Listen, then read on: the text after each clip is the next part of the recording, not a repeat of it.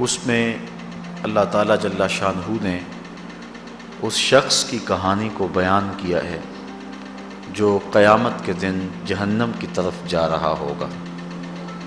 کچھ لوگ اسے پوچھیں گے ما سلککم فی سقر، کہ تم جہنم میں کیوں جا رہے ہو؟ تو وہ جواب میں کہے گا لم نک من المصلین، کہ ہم نماز نہیں پڑھا کرتے تھے۔ آج جہنم میں جانے کا سبب نماز نہ پڑھنا ہے۔ پنجگانہ نماز ہر عاقل بالغ مرد اور عورت پر فرض کی گئی ہے، اور قرآن مجید میں مختلف صیغوں سے 700 سے زائد مرتبہ اس کی تاکید ارشاد فرمائی گئی ہے۔ سینکڑوں احادیث نماز کی تاکید، فضائل، ادا کرنے کی ترغیب اور نہ پڑھنے پر ترہیب میں وارد ہیں۔ اگر کوئی شخص نماز کا انکار کرتا ہے تو وہ دائرہ اسلام سے خارج ہے، لیکن اگر کوئی سستی کی وجہ سے نماز نہیں پڑھتا، صرف سستی کی وجہ سے نہیں پڑھتا، اللہ کا حکم جانتا ہے، اس کو کہا جائے آؤ نماز کو، تو وہ آگے سے مذاق نہیں کرتا یا نماز کا تمسخر یا استحقار نہیں کرتا، بلکہ بس اپنی سستی کی وجہ سے مسجد میں نہیں آتا۔ جو نماز کو ہلکا جانے، خفیف جانے، وہ بھی دائرہ اسلام سے خارج ہے اور کافر ہے۔ لیکن جو شخص اس کو اللہ کا حکم جانتا ہے اور اس کو پڑھنا اپنے اوپر ضروری سمجھتا ہے، لیکن سستی کی وجہ سے پڑھ نہیں سکتا، تو اس کے بارے میں علماء کی آراء مختلف ہیں۔ حضرت امام اسحاق اور حضرت امام احمد رضی اللہ تعالی عنہما آپ تو فرماتے ہیں کہ ایسا شخص کافر ہے اور اس کو قتل کرنا واجب ہے۔ حضرت امام مالک کا قول ہے کہ، اور امام شافعی کا بھی یہی قول ہے، وہ بھی کہتے ہیں کہ اس کو قتل کیا جائے گا اور بطور حد قتل کیا جائے گا۔ حضرت امام اعظم امام ابو حنیفہ علیہ رحمہ آپ فرماتے ہیں کہ بے نمازی کو قتل نہیں کیا جائے گا، بلکہ اس پر تعزیر نافذ ہوگی۔ یہ حاکم وقت کی ثوابدید پر ہے کہ وہ اس پر کیا سزا دیتا ہے، اور فرمایا اس کو 7 قید کیا جائے گا اور توبہ کے لیے اس کو زور دیا جائے گا۔ اگر وہ توبہ کر لے تو اس کو قید سے باہر نکال لیا جائے گا، ورنہ اس کو قید رکھا جائے گا۔ صحابہ کہتے ہیں کہ ہم کسی عمل کے تارک کو کافر نہیں سمجھتے تھے سوائے نماز کے تارک کے، اور آقا کریم علیہ السلام کا ایک فرمان ہے من ترک الصلاۃ متعمدا فقد کفر جہارا، جس نے جان بوجھ کے نماز چھوڑی اس نے اعلانیہ کفر کیا۔ امام اعظم امام ابو حنیفہ علیہ رحمہ وہ فرماتے ہیں کہ یہ حدیث محل ترہیب میں ہے، گویا اس نے کافروں والا کام کیا، اس لیے آپ یہ فتویٰ دیتے ہیں کہ اس کو قید کیا جائے گا اور نماز کی پابندی کا زور دیا جائے گا، اور وہ توبہ کرے تو اس کو چھوڑ دیا جائے گا۔ لیکن باقی ائمہ بعض کہتے ہیں اس کو حداً قتل کیا جائے، اور امام اسحاق اور امام احمد کہتے ہیں اس کو قتل کرنا واجب ہے۔ تو بے نمازی جو اللہ کے حکم کی پابندی سستی کی وجہ سے نہیں کرتا، یہ اس کے لیے حکم ہے۔ جو شخص تحقیر کرتا ہے نماز کی، ہلکا جانتا ہے، تمسخر اڑاتا ہے یا اس کا انکار کرتا ہے، تو اس کے بارے میں علماء کے اندر کوئی اختلاف نہیں ہے، وہ ائمہ اربعہ کے نزدیک کافر ہے، دائرہ اسلام سے خارج ہے، مرتد ہے۔ لیکن سستی کی وجہ سے نماز نہ پڑھنے والا، اس کے بارے میں علماء کا یہ موقف ہے۔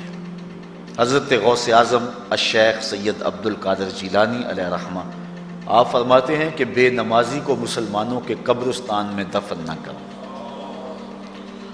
حضرت سلطان باہو علیہ رحمہ آپ کا قول ہے کہ بے نمازی سے خنزیر بھی پناہ مانگتا ہے۔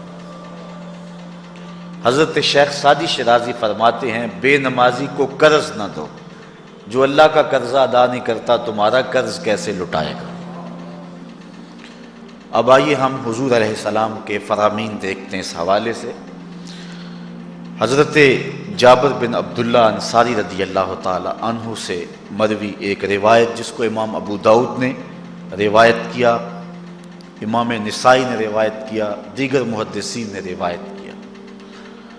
آقا کریم نے ارشاد فرمایا بین الرجل و بین الکفر ترک الصلاۃ، آدمی اور کفر کے درمیان ترک صلاۃ ہے، یعنی بندہ مومن اور بندہ کافر کے درمیان ترک صلاۃ ہے۔ جو نماز پڑھتا ہے وہ مومن ہے، اور جو نماز نہیں پڑھتا تو وہ کافروں والا کام کرتا ہے، یا دیگر ائمہ کے نزدیک وہ کافر ہے۔ یہ ترہیباً نہیں بلکہ یہ حکم ہے۔ اور حضرت نبی رحمت صلی اللہ علیہ وسلم کا ایک دوسرا فرمان ان الفاظ کے ساتھ ہے بین الرجل و بین الشرک والکفر ترک الصلاۃ، شرک و کفر اور بندہ مومن کے درمیان نماز ترک کرنا ہے۔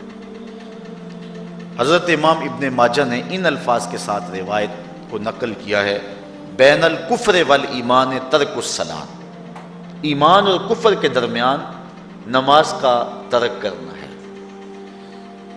اور آقا کریم علیہ السلام کا وہ فرمان جو حضرت انس سے مروی ہے، جس کو طبرانی نے اپنی موجم میں لکھا، بھی آپ کے سامنے میں نے رکھا، کہ حضور نے فرمایا من ترک الصلاۃ متعمدا فقد کفر جہارا، جس نے جان بوجھ کے نماز چھوڑی اس نے اعلانیہ کفر کیا۔ حضرت ابو ہریرہ رضی اللہ تعالی عنہ سے ایک روایت ہے کہ وہ فرماتے ہیں لا سہم فی الاسلام لمن لا صلاۃ ولا صلاۃ لمن لا وضوء لہ، کہ اس شخص کا اسلام میں کوئی حصہ نہیں ہے جو نماز نہیں پڑھتا، اور اس شخص کا نماز میں کوئی حصہ نہیں ہے جو وضو نہیں کرتا۔ وضو کے بغیر نماز نہیں ہوتی، اور نماز کے بغیر اسلام نہیں ہوتا۔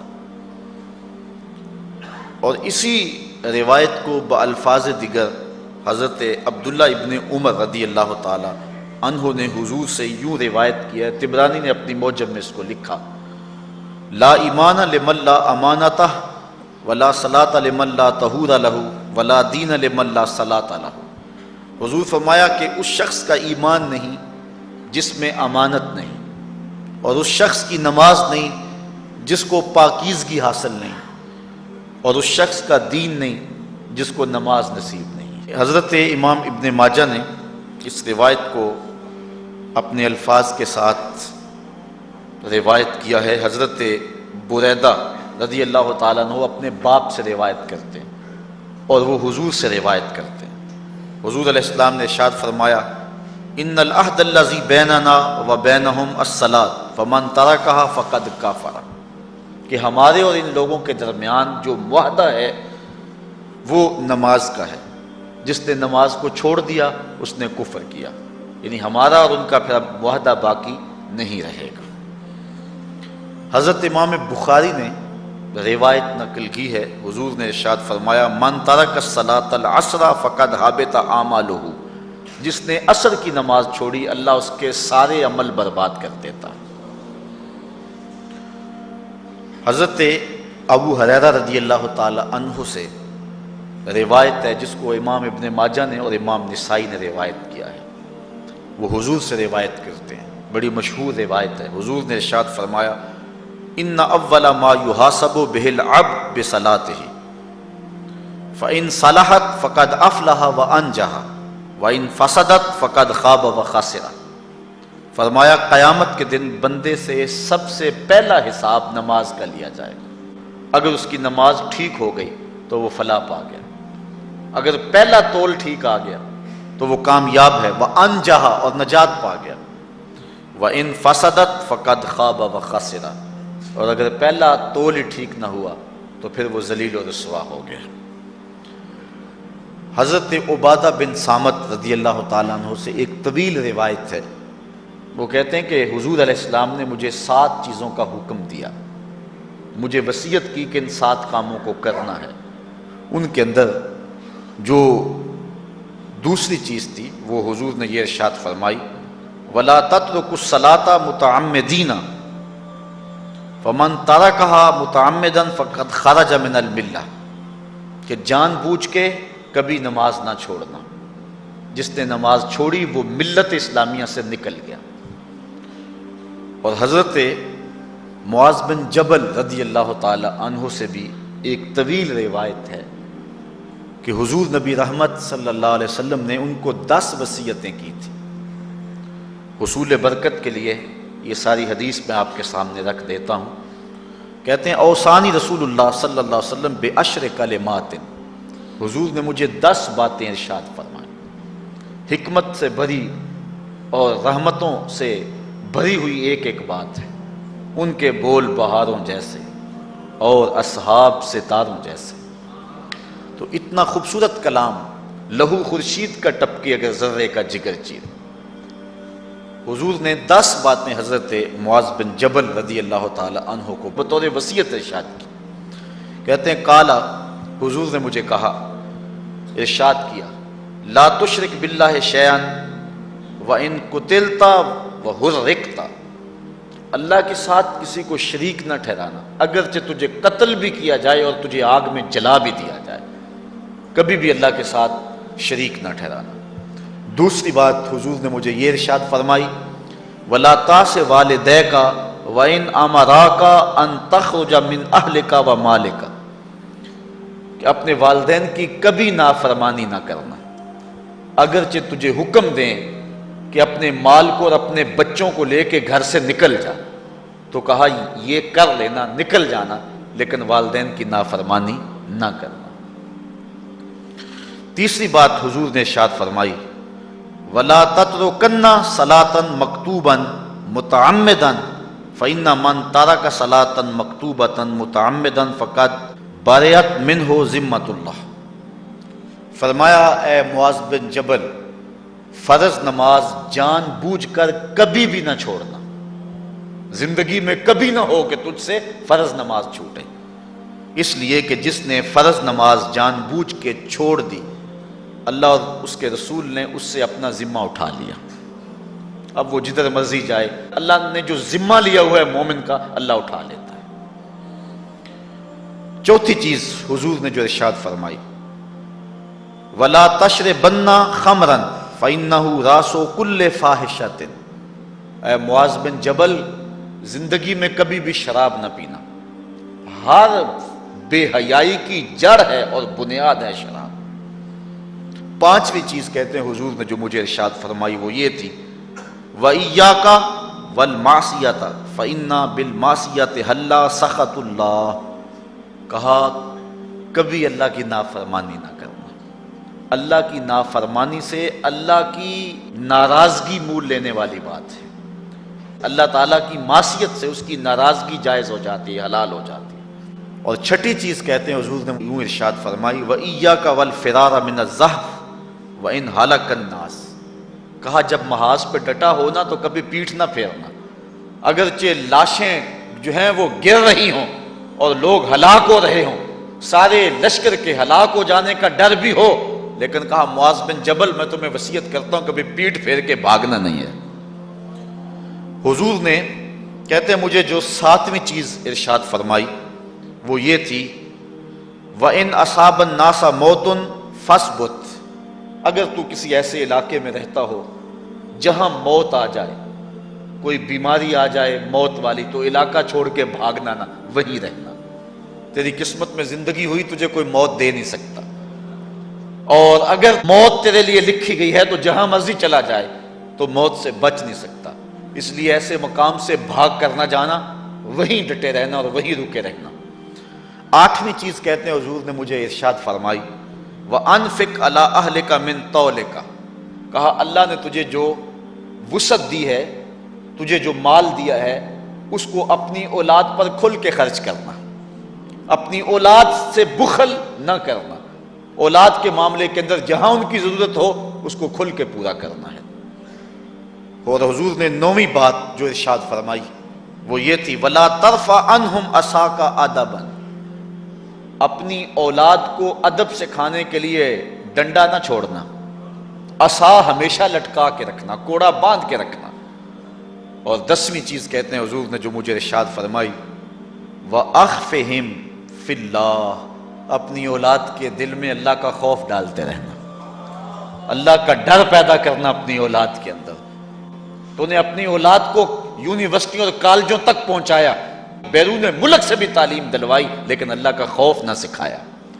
اللہ کا خوف سکھانا اپنی اولاد کو، ایسے لوگوں کی صحبت میں بٹھانا جن کی صحبت میں بیٹھ کر اللہ کا خوف پیدا ہو جائے، ان کو ایسی کتابیں لا کے دینا کہ جن سے خشیت الہی ان کے سینے میں پیدا ہو۔ اگر تو نے سب کچھ دے دیا، عالی نسب بنگلے دے دی اپنی اولاد کو، تو نے جو ہے وہ بہت اچھی تعلیم دلوا دی اپنی اولاد کو، دنیاوی سوسائٹی کے اندر ان کا وقار بہت بلند ہو گیا، تو نے سب کچھ دے دیا اپنی اولاد کو، اللہ کا خوف نہیں دیا تو کچھ بھی نہیں دیا۔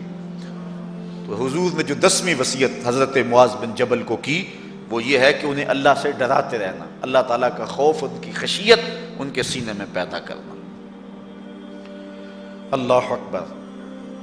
حضور کا ایک اور فرمان سنیے، حضور نے فرمایا کہ جو شخص نماز چھوڑتا ہے، ایک طویل حدیث ہے جس کا یہ حصہ ہے، وَقَانَ يَوْمَ الْقِيَامَةِ مَعَ قَارُونَ وَفِرْعَوْنَ وَحَامَانَ وَأُبَيِّ بْنِ خَلَف، جو نماز ترک کرتا ہے قیامت کے دن قارون کے ساتھ، فرعون کے ساتھ، حامان کے ساتھ اور ابی ابن خلف کے ساتھ کھڑا کر دیا جائے گا۔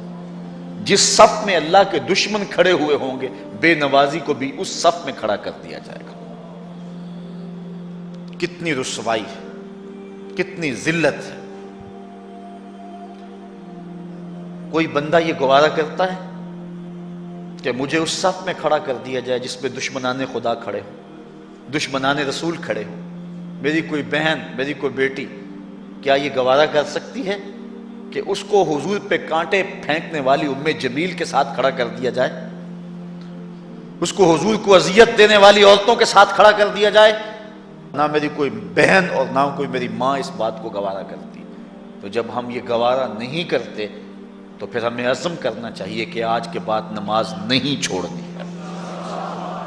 میں نے کسی جگہ پہ یہ بات بیان کی اور ساری گفتگو اسی عنوان سے ہوئی، کچھ ماحول ایسا بنا ہوا تھا، تو مجھے بعد میں صابر نامی وہاں کے ایک ساتھی نے فون کیا 2 یا 3 دن کے بعد، کہنے لگا کہ ہماری بستی میں ایک شخص بھی بے نمازی نہیں رہا ہے۔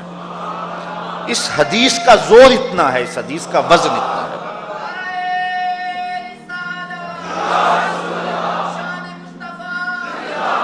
تو کوئی شخص یہ گوارا کرتا ہے کہ مجھے دشمنان خدا کی صف میں کھڑا کر دیا جائے، جن دشمنوں کے چہروں پہ تالکول ملی ہوئی ہوگی اور ان پر لعنتیں برس رہی ہوں گی، اور دنیا کے اوپر سب سے رسوائی زیادہ ان لوگوں کو ہوگی، تو کوئی شخص بھی یہ گوارا نہیں کرتا۔ ہم تو ان کے سائے سے بھی بچنا چاہتے ہیں۔ میرے مالک، ہمارا حشر ان کے ساتھ نہ کرنا، ہمارا حشر تو ابو بکر و عمر کے ساتھ کرنا، ہمارا حشر تو عثمان غنی کے ساتھ کر دینا، ہمارا حشر تو مولا کائنات کے ساتھ کر دینا۔ مالک، ہمارا حشر بریلی کے امام احمد رضا کے ساتھ کر دینا، ہمارا حشر امام غزالی کے ساتھ کر دینا، بلال حبشی کے ساتھ کر دینا۔ ہماری آرزویں تو یہ ہیں، ہماری تمنائیں تو یہ ہیں۔ ہم تو کہتے ہیں مولا کل قیامت کے دن اٹھیں تو داتا کے قدموں میں اٹھیں، خواجہ اجمیری کی چوکھٹ سے اٹھیں، ہم اٹھے تو شاہ نقشبند بخاری کا جلوس آگے ہو، ہم اس جلوس کے ساتھ شامل ہوں، خواجہ معین الدین چشتی کی غلامی میں اٹھے، ہم حضرت غوث اعظم کی نوکری میں اٹھیں، حضرت شیخ شہاب الدین کی نوکری میں اٹھیں۔ تو ہماری آرزویں تو یہ ہیں، ہماری تمنائیں تو یہ ہیں، لیکن اگر ہم یہ چاہتے ہیں کہ ہم ان لوگوں کے ساتھ اٹھیں تو پھر ایک نماز بھی ترک نہیں کرنا ہوگی، اور اگر نماز ترک ہو گئی تو کتنی بڑی سزا ہے، کتنی بڑی رسوائی ہے، کتنی بڑی ذلت ہے، اور یہ آپ کے رسول کا فرمان ہے۔ اللہ اکبر، کہ قیامت کے دن وہ شخص جو نماز نہیں پڑھتا، قیامت کے دن اس کو دشمنان خدا کی صف میں کھڑا کر دیا جائے گا۔ یہ ہو نہیں سکتا کہ ہم نے یہ حدیث سن لی اور اب نماز قصداً چھوڑیں۔ آج عزم کر کے اٹھیں، اور اولاد نہیں آئی، بیٹیاں نہیں آئیں، گھر والے نہیں آئے، لیکن جا کے اس بات کو گھر میں نافذ کرنا ہے، اس کو حکماً نافذ کرنا ہے گھر کے اندر۔ ہمارا گھر ہو رسول اللہ کی امتی کا اور گھر میں کوئی بے نماز ہو، یہ حکم دینا ہے، وَأْمُرْ أَهْلَكَ بِالصَّلَاةِ، فرمایا اپنے گھر والوں کو نماز کا حکم دو۔ اس گھر میں نحوست ہوتی ہے جس گھر میں بے نمازی ہوتے ہیں۔ اس لیے آج ہم یہاں سے عزم کر کے جانا ہے کہ آج کے بعد ہم نماز نہیں چھوڑیں گے انشاءاللہ۔ اتنے زور سے کہو کہ شیطان کا کلیجہ پھٹ جائے۔ اللہ ہماری اس انشاءاللہ کو قبول کرے۔ اللہ ہم کو پنجگانہ سجدے کی توفیق دے۔ کتنا بد نصیب ہے شخص کہ جس کی پیشانی اس کی حضور جھکتی نہیں ہے، سارا دن کبھی کسی کو سیلوٹ کرتا ہے، کبھی کسی کو سیلوٹ کرتا ہے، کہتا ہے میرے اس سے بھی تعلق ہونے چاہیے، اس سے بھی واسطہ ہونا چاہیے، اس سے بھی رابطہ ہونا چاہیے، کبھی دنیا میں کام پڑ جاتا ہے، اس سے بھی تعلق رہنا چاہیے میرا۔ کہاں کہاں صبح سے لے کر شام تک سلوٹ مارتا ہے، ایک اللہ کے حضور نہیں جھکا جاتا۔ اقبال علیہ رحمہ کہتے ہیں ایک سجدہ جسے تو گراں سمجھتا ہے، ہزار سجدے سے آدمی کو دیتا ہے نجات۔ آؤ اللہ کے حضور بندگی کا سر جھکائیں۔ تو یہ کتنی عبرتناک جو ہے اور کس قدر جو ہے وہ فکر انگیز حدیث ہے۔ وَقَانَ يَوْمَ الْقِيَامَةِ مَعَ قَارُونَ وَفِرْعَوْنَ وَحَامَانَ وَأُبَيِّ بْنِ أَبِي خَلْف، وہ شخص ان بد نصیب لوگوں کے ساتھ کھڑا ہوگا جس کو نماز کی توفیق نہیں ہے۔ آپ نے حدیث علماء سے بارہا سنی، حدیث طویل ہے۔ آقا کریم معراج کی رات گئے تو وہاں مختلف لوگوں کو مختلف عذابوں میں مبتلا دیکھا۔ کسی کی انتڑیاں کٹ کٹ کے گر رہی تھی، کسی کا منہ چیرا جا رہا تھا، کسی کی زبان لوہے کی کینچیوں سے کاٹی جا رہی تھی، کسی پر کھولتا ہوا پانی ڈالا جا رہا تھا، کوئی جو ہے وہ سرانڈ والا گوشت کھا رہا تھا، کسی کے جسم میں لوہے کی میخیں ٹھونکی جا رہی تھی۔ لیکن ایک قوم کو حضور نے دیکھا، ایک بھاری پتھر سے ان کا سر کچلا جاتا ہے اور پتھر کے واپس آنے تک دوبارہ صحیح ہو جاتا ہے، پھر کچلا جاتا ہے۔ حضرت جبریل امین سے حضور نے فرمایا کہ یہ کون لوگ ہیں؟ یا جبریلو من ہاؤلائے، یہ لوگ کون ہیں کہ ان کے سر پتھروں سے کچلے جا رہے ہیں؟ قال ہاؤلائے الذین تثاقلت رؤوسہم عن الصلاۃ المکتوبہ، کہا یہ وہ بد نصیب لوگ ہیں کہ فرض نمازوں سے جن کے سر بوجھل رہتے تھے، نماز پنجگانہ فرض بھی نہیں پڑھا کرتے تھے، یہ وہ بد نصیب ہیں، آج ان کے سر کوٹے جا رہے ہیں۔ یہ تھوڑی سی زندگی ہے، تھوڑی سی زندگی ہے، 60-70 سال بڑی زندگی ہو وہ مگر نصیب ہو جائے تو پتہ نہیں ہے کہ کل ہمارا آنے والا کہاں ہے۔ کتنا غافل اور بد نصیب ہے وہ شخص کہ جس کو سجدہ نصیب نہیں ہے۔ سجدہ تو بندگی کا نام ہے۔ زندگی آمد برائے بندگی، زندگی بے بندگی شرمندگی۔ بندہ تو ہے ہی بندگی میں۔ کسی شخص نے راستے میں جاتے جاتے چائے کی پیالی پلا دی ہو نا بازار میں، تو ہم جب بھی اس گلی سے گزرتے ہیں اس کو سلوٹ کر کے جاتے ہیں، السلام علیکم، یار اس سے بڑے سلام لیتے ہو، یہ بڑا محبت والا، بڑے اخلاق والا ہے۔ یار جس نے چائے کی پیالی پلا دی ایک مرتبہ، اس کو تو جاتے آتے سلام کر کے جاتے ہو۔ جس رب نے زندگی بخشی ہے، جس رب نے جو ہے وہ ساری بہاریں عطا کی ہیں، اس کے حضور میں جھکا جاتا ہے۔ کتنا متکبر شخص ہے جو اللہ کے حضور نہیں جھکتا۔ اللہ اکبر۔ کہا یہ وہ بد نصیب لوگ ہیں فرض نمازوں سے جن کے سر بوجھل رہا کرتے تھے۔ اللہ اکبر۔ حضور نبی رحمت صلی اللہ علیہ وآلہ وسلم نے ارشاد فرمایا، نماز چھوڑنا تو خیر بہت بری بات ہے، جو شخص نماز پڑھتے ہیں لیکن جماعت سے نہیں پڑھتے، فرمایا میرا جی چاہتا ہے کہ اپنی جگہ کسی اور کو کھڑا کروں اور جوانوں کا ایک گروہ ساتھ لوں، اور جو لوگ مسجد میں نماز پڑھنے نہیں آتے ان کے گھروں کو آگ لگا دوں۔ رحمت للعالمین آقا فرما رہے ہیں کہ ان کے گھروں کو آگ لگا دوں۔ کتنا غصہ ہے ان لوگوں پر کہ جو مسجد میں آ کر نماز نہیں پڑھتے، اور جو پڑھتے ہی نہیں، اس دور میں تو کوئی تھا ہی نہیں کہ مومن ہو نماز نہ پڑھتا ہو۔ اللہ اکبر۔ تو مومن نماز ہی پڑھتے تھے، تو اگر کسی سے گھر میں نماز پڑھی گئی تو فرمایا میرا جی چاہتا ہے۔ آج نماز تو نماز رہی، ہم کو تو جمعہ بھی نصیب نہیں ہے۔ کتنے لوگ ہیں کہ جو پابندی کے ساتھ نماز جمعہ بھی نہیں پڑھتے۔ حضور کا ایک فرمان سنیے، آقا کریم نے ارشاد فرمایا، من ترک الجمعۃ ثلاث جمع متوالیات فقد نبذ الاسلام وراء ظہرہ، جس نے بغیر کسی عذر کے 3 جمعے چھوڑ دیے، اس نے اسلام کو اپنی پشت کے پیچھے ڈال دیا، اس نے پرواہ ہی نہیں کیا اسلام کی۔ اور ایک حدیث کے لفظ ہیں من ترک ثلاث جمعات من غیر عذر کتب من المنافقین، جس نے بغیر کسی عذر کے 3 جمعے چھوڑ دیے اس کا نام منافقوں کی فہرست میں لکھ دیا جاتا۔ اور ایک حدیث کے لفظ اس حوالے سے ہیں من ترک ثلاث جمع تہاونا بہا طبع اللہ علی قلبہ، جس نے سستی کی وجہ سے 3 جمعے چھوڑ دیے تو اس کے دل پر اللہ غفلت کی مہر لگا دیتا ہے۔ یہ وہ بد نصیب شخص ہے کہ جو نماز جمعہ چھوڑتا ہے۔ حضرت ابن حجر نے الزواجر کے اندر ایک روایت لکھی ہے، وہ فرماتے ہیں جو شخص نماز ترک کرتا ہے اس کو بہت ساری رسوائیاں ہیں۔ وقت اتنا طویل نہیں ہے کہ ایک ایک چیز کو تفصیل سے بیان کروں۔ وہ کہتے ہیں پہلی بات تو یہ ہے کہ اس کی عمر میں برکت اٹھا لی جاتی، دوسری بات اس کے چہرے سے صالحین کا نور اتار لیا جاتا، تیسری بات وہ کوئی بھی عمل کرے اس کا ثواب نہیں ملتا اس کو، یہ دنیا پر اس کو سزائیں ہیں۔ چوتھی سزا دنیا پر اس کو یہ ملتی ہے اس کی دعائیں قبول نہیں ہوتی، اور 5ویں سزا اس کے لیے یہ ہے کہ اس کے لیے جو نیک لوگ دعا کرتے ہیں ان دعاؤں کا حصہ اسے نہیں ملتا۔ مومن نیک سحری وقت اٹھ کے دعا مانگتے ہیں اللہ پوری امت پر کرم کر دے، تو یہ بھی امت میں شامل ہے، دعا اللہ والے کی تو قبول ہوئی لیکن اس کا حصہ نکال دیا گیا، اس کا حصہ نیک لوگوں کی دعاؤں سے نکال دیا گیا۔ اور جب وہ مرنے لگتا ہے نزا کے وقت 3 اس کو سزائیں ملتی، ایک تو بھوکا مرتا ہے، دوسرا پیاسا مرتا ہے، تیسرا ذلیل ہو کے مرتا ہے۔ اور قبر کے اندر اس کو 3 سزائیں ہیں۔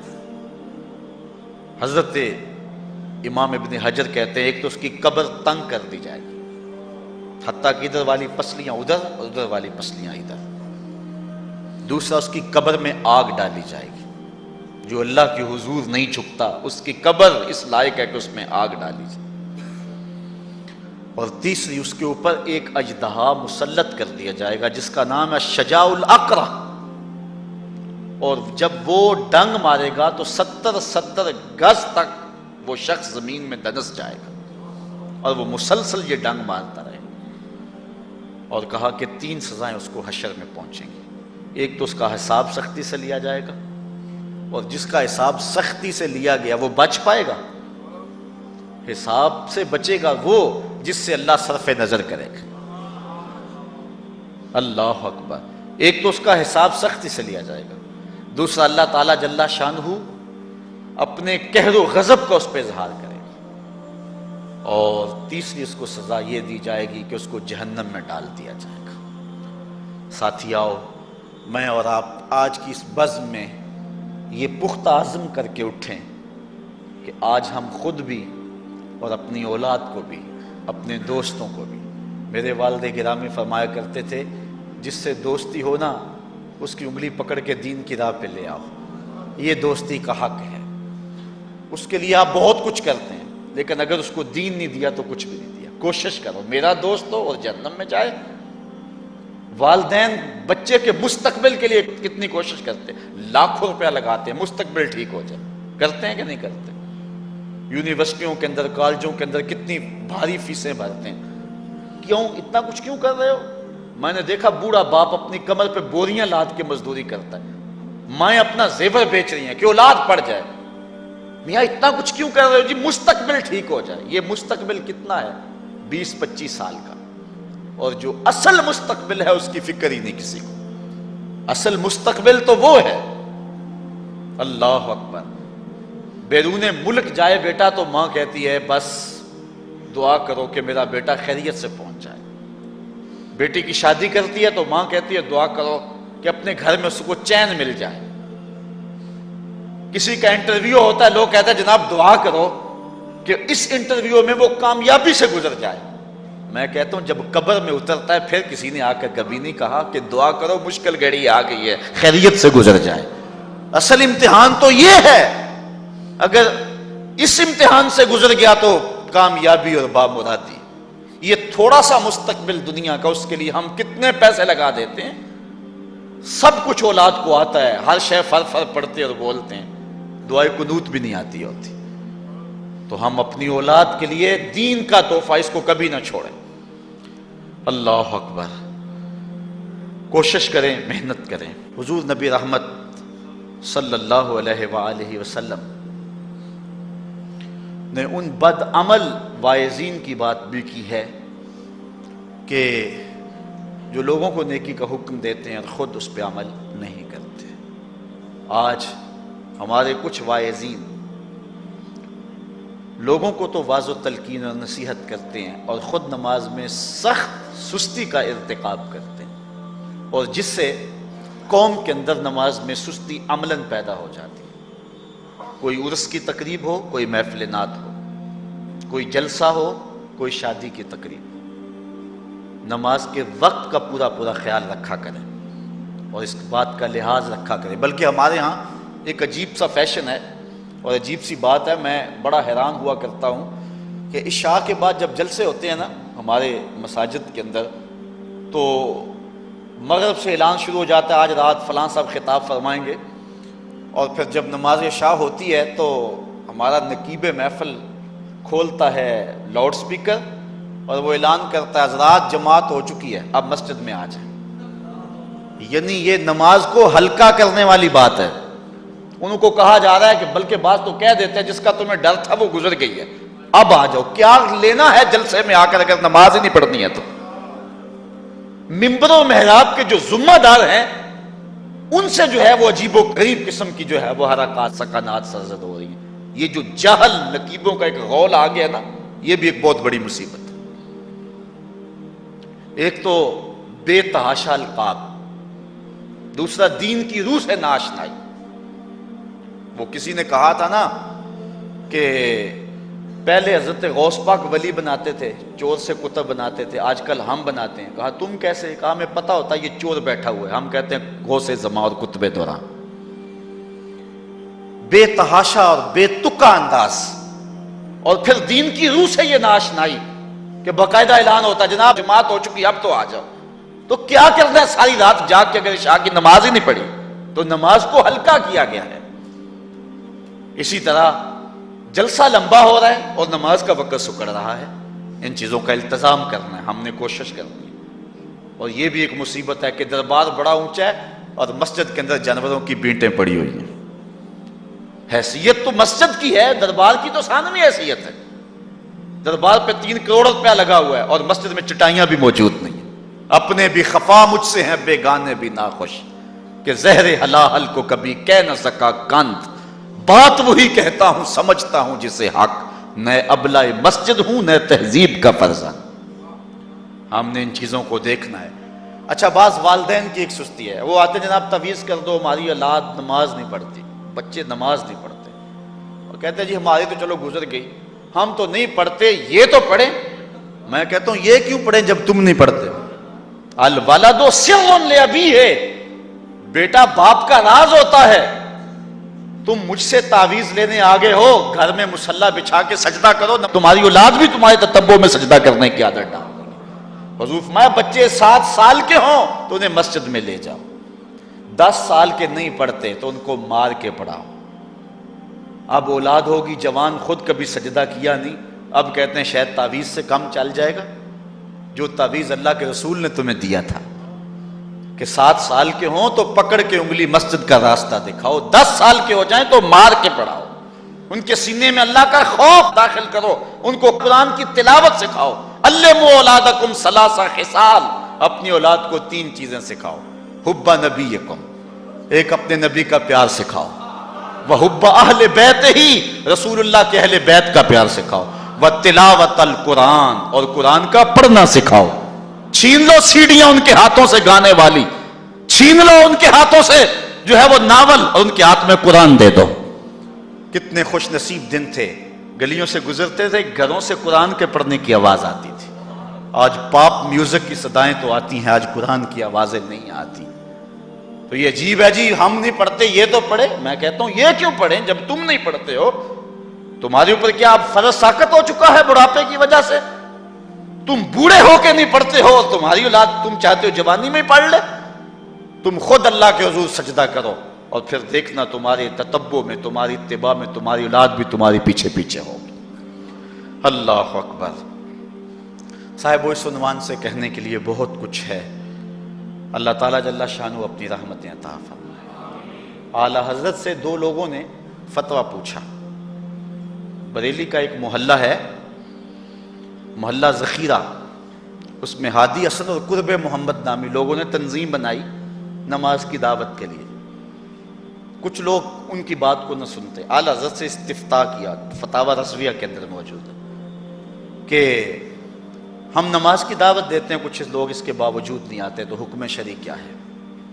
اعلیٰ حضرت فرماتے ہیں کہ پہلے تو نرمی سے انہیں سمجھائیں، آؤ نماز کی طرف۔ نہیں مانتے، مؤثر لوگ ڈالیں جو ان کو کہیں۔ یہ تھے ہمارے کرنے والے کام۔ ہم کن جھگڑوں میں پڑے ہوئے؟ مؤثر معاشرے کے لوگ تلاش کریں اور ان کو سمجھائیں، جن کی وہ مانتے ہیں، ٹالتے نہیں، ان سے سمجھائیں ان کو۔ آپ فرماتے ہیں اگر ان کے سمجھانے سے بھی نہیں سمجھتے تو فرمایا فتویٰ پھر یہ ہے ان سے بائیکاٹ کر دیں، ان سے ترک کلام کر دیں، ان سے گفتگو چھوڑ دیں۔ ہم نے تو کبھی بیٹوں سے نہیں چھوڑی گفتگو۔ بیوی بے نماز ہو، ہم ہر شے بیوی سے منوا لیتے ہیں۔ کبھی کہا تیرے ہاتھ کی پکی روٹی نہیں کھاؤں گا اگر تو نماز نہیں پڑھتی؟ کبھی بیٹا کہے امی تو نماز نہیں پڑھتی، میں تیرے ہاتھ کی روٹی نہیں کھاؤں گا؟ جو ماں بیٹے کے لیے سب کچھ کرتی ہے، کتنے دکھ جھیلتی ہے، کسی کے گھر کے برتن مانجنے پڑے وہ بھی مانجتی ہے، کیا بیٹے کی خواہش پہ نماز نہیں شروع کر دے گی؟ جب عادت ڈالے گی تو پھر اللہ دل میں بھی وہ محبت ڈال دے گا۔ کیونکہ ہمارا تو اتنا ہی کام ہے نا۔ حضرت بایزید بسطامی نے یہی کیا تھا نا۔ حضرت بایزید بسطامی علیہ رحمہ بسطام کے لوگوں کی تربیت کر رہے ہیں۔ کسی محلے کے کونے میں آ کر ایک فاحشہ عورت بیٹھ گئی، لوگوں کا دین ایمان اجاڑنے لگی۔ کسی نے کہا بایزید تیرا شہر لٹ رہا ہے، جس کو تو اشکوں سے سیراب کیا تھا اور سجدہ ہائے سحرگاہی سے جس شہر کو نور بخشا تھا، تیرا شہر لٹ رہا ہے۔ کہا کیا ماجرا ہوا؟ لوگوں نے کہانی سنائی۔ بایزید بسطامی صبح مصلی اٹھایا اور جا کے اس فاحشہ عورت کے دروازے پہ مصلی بچھا لیا۔ اب جو بھی گاہک آتا بایزید بسطامی کو بیٹھا ہوا دیکھ کے راستہ بدل لیتا۔ اس نے انتظار کیا، رات کے اندھیرے گہرے ہو گئے، آج کوئی گاہک ہی نہیں آیا۔ اس نے کھڑکی سے جھانک کر کے دیکھا ایک بوڑھا بابا بیٹھا ہوا ہے، ہاتھ میں تسبیح ہے، مصلی بچھایا ہوا ہے۔ نیچے اتر کر کے کہا بابا اللہ کو یاد کرنے کے لیے اور تھوڑی جگہ ہیں، تجھے میرے گھر کی گلی ہی ملی، میرا راستہ روک لیا۔ بابا کہنے لگا کیا مسئلہ ہے تجھے؟ کہا میرے گاہک رکے ہوئے ہیں۔ کہا آج میں تیرا گاہک ہوں، بتا تیری رات کی قیمت کتنی ہے؟ اللہ اکبر۔ حضرت بایزید بسطامی نے قیمت طے کی، اس کے گھر کی جب چھت چڑھنے لگے نا سیڑھیاں، لوگ دیکھ رہے تھے۔ کہا مالک اگر بایزید بھی اجڑ گیا تو روشنی کہاں سے لیں گے؟ بایزید بھی ایک فاحشہ عورت کے کوٹھے پہ چڑھ رہا ہے، اگر یہ بھی چراغ بجھ گیا تو زمانے کو اجالا کہاں سے ملے گا؟ لیکن قدرت کو کچھ اور ہی منظور تھا۔ اس سے کہا مصلی بچھا لے، جو میں کرتا جاؤں وہ کرتے جانا۔ پہلے وضو کیا، اس نے بھی کیا، پھر مصلی پہ آئے، وہ بھی پیچھے کھڑی ہو گئی۔ پھر بایزید قیام کیا، اس نے بھی قیام کیا۔ پھر رکوع میں گئے، وہ بھی رکوع، قوما وہ بھی قومیں۔ جب سجدے میں حضرت بایزید گئے، وہ بھی سجدے میں، تو بایزید رو پڑے۔ کہا مالک بایزید کا اتنا ہی کام تھا کہ اس کا سر تیری چوکھٹ تک جھکا دے، مالک یہاں تک لانا میرا کام تھا، دل کی دنیا بدلنا اب تیرا کام ہے۔ جب وہ سجدے میں جا رہی تھی تو فحشا تھی، جب سر اٹھایا وقت کی ولیہ بن چکے تھے۔ ایک بزرگ کہتے ہیں میں بازار کے کنارے جا رہا تھا، ایک شرابی گرا ہوا تھا اور گندے پانی سے اس کا منہ گندا ہو رہا تھا۔ میرے دل میں رحم آیا، ایک انسان ہے اور یوں رسوا ہو رہا ہے۔ میں نے گندی نالی سے اس کو اٹھایا اور اٹھا کر کے جو ہے وہ اس کا منہ دھویا اور چلا گیا۔ مشہور شرابی تھا شہر کا۔ کہتے ہیں سحری کا وقت ہوا، تہجد کے لمحے آئے تو میں مسجد میں نماز پڑھنے کے لیے گیا، دیکھا کیا کہ وہ شرابی مصلی بچھا کے بیٹھا ہوا۔ میں حیران ہو گیا کہ یہ کیا ماجرا ہوا۔ اب صبح تو میں نے اس کو گندگی سے اٹھایا ہے اور اس کا منہ دھویا ہے۔ میں حیران ہوا تو ہاتف سے آواز آئی میرے بندے تو نے اس کا منہ دھو دیا تھا، میں نے اس کا دل دھو دیا۔ صاحبو ہم اپنا کام کریں، کوشش کریں، کھینچ کے لے آئیں کسی کو مسجد میں، اور پھر دیکھنا رب کے رنگ، وہ بڑا کریم ہے، وہ بڑا رحیم ہے۔ آئیے آج کی اس مجلس میں ہم یہ عزم لے کر کے جائیں. اپنے لیے میرا نہیں خیال کہ اس بڑے مجمع میں کوئی ایسا شخص اب رہے گا جو نماز چھوڑ سکے گا. انشاءاللہ نہیں چھوڑ سکے گا اللہ کی توفیق سے. یہ آپ کی آنکھوں میں تیرتے ہوئے آنسو گواہی دے رہے ہیں کہ رسول اللہ کی نگاہ بھی ہو رہی ہے اور اللہ کا کرم بھی اتر رہا ہے. میرا نہیں خیال کہ یہاں سے اٹھ کر کوئی شخص جو ہے جا کے نماز چھوڑے، لیکن اب ہم نے آگے کام کرنا ہے. اپنے گھروں میں، اپنی گلیوں میں، اپنے محلوں کے اندر لوگوں کو کھینچ کر کے مسجد کا رخ دکھانا ہے. اللہ مجھ کو آپ کو اپنی رحمتوں اور کرم نوازیوں کا نور نصیب فرمائے. وآخر دعوانا ان الحمدللہ.